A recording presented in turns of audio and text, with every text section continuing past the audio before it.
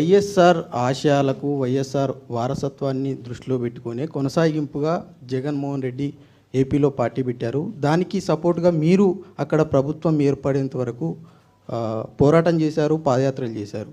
ఆ 7.5 సంవత్సరాల్లో తెలంగాణ ఉద్యోగుల గురించి కానీ, తెలంగాణ అభివృద్ధి గురించి కానీ, తెలంగాణ ప్రాంతం గురించి ఎప్పుడు కూడా మీరు మాట్లాడలేదు.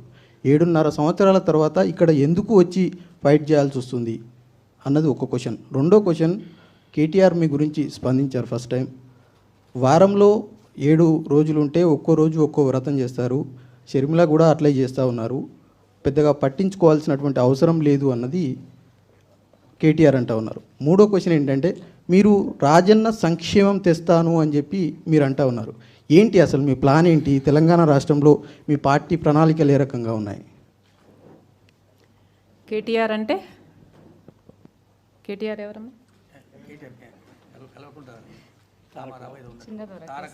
ఓ కేసీఆర్ గారి కొడుకా?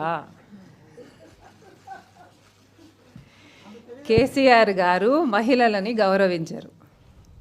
మరి కేసీఆర్ గారి కొడుకు గారు మహిళల్ని గౌరవిస్తారని నేను అనుకోవాలా? ఎంతమంది మహిళలు ఉన్నారండి టీఆర్ఎస్ పార్టీలో? ఎంతమందిని నిలబెట్టారు? ఎంతమందిని గెలిపించుకున్నారు? ఎంతమంది మంత్రులను చేశారు? ఒక్క మంత్రన్న మహిళ ఉందా అండి?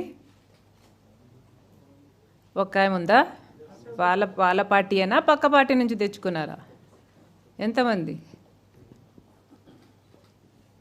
వీళ్ళు మహిళల గురించి మాట్లాడతారా? వీళ్ళ దృష్టిలో, కేటీఆర్ గారి దృష్టిలో మహిళలంటే వంటింట్లో ఉండాలి, వ్రతాలు చేసుకోవాలనే అర్థము. అంతేగా?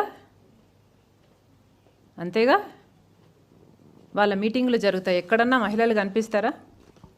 వాళ్ళ అధికార కార్యక్రమంలో ఒక మహిళ సర్పంచ్ ఉంటే ఆమె కుర్చీ అన్న వేశారండి? ఏ శతాబ్దంలో బతుకుతున్నామండి? తెలంగాణ ఎక్కడుందండి? మహిళలు ఎక్కడున్నారండి? ఏం గౌరవిస్తున్నారండి? సో ఈరోజు మహిళలు వ్రతాలు చేసుకోవాలి అని తేల్చారు పెద్ద మనుషులు. సరే, మేము ఆడవాళ్ళం కదా, మేము వ్రతాలే చేస్తాం అనుకుందాం. నేను వ్రతమే చేస్తున్నాను అనుకుందాం. నిరుద్యోగుల కోసం వారానికి ఒకసారి నిరాహార దీక్ష చేస్తూ అన్నం మెతుకు ముట్టకుండా నేను వ్రతం చేస్తున్నాననే అనుకుందాం. మరి పెద్ద మొగోడు కదా కేటీఆర్ గారు, ఏం చేస్తున్నారండి? అధికారంలో ఉన్నారు కదా, ఏం చేస్తున్నారండి? చెప్పండి, మీరు చెప్పండి, ఏం చేస్తున్నారండి? మన రాష్ట్రంలో ఖాళీగా ఉన్న, కొత్త జిల్లాలుగా ఏర్పడి ఖాళీగా ఉన్న ఉద్యోగాలన్నీ కలుపుకుంటే 3,85,000 ఉద్యోగాలను భర్తీ చేయాల్సి ఉంటుంది కేసీఆర్ గారు. ఇంపనండి, ఉద్యోగాలన్నీ ఇమ్మనండి, నోటిఫికేషన్లు ఇమ్మనండి, భర్తీ చేయమనండి. నా వ్రతం ఫలించిందని నేను అనుకుంటా, పెద్ద మగోడు కదా సాధించాడని కూడా అనుకుంటా. Okay? How do you plan to take forward your party, because you have just recently launched a party, and we see that the BJP and the Congress here are turning out to be one of the biggest opposition. So do you see your party turning out to be a big opposition for the Chief Minister and for the TRS party? And my next question is on the water issue which is going on. You had earlier stated that center is not doing anything and they should resolve this issue which is going on since so many years. So what's your stand on that? I do not think that BJP or the Congress is playing their part in this state of Telangana. The BJP leader says he has evidence against the Chief Minister but doesn't do anything about it. If indeed he has a deal, and if indeed he has no nexus with the Chief Minister, why doesn't he put them out? What is his problem? Definitely they are working hand in glove. And the Congress party is completely sold out to the TRS party. Practically there is no opposition here.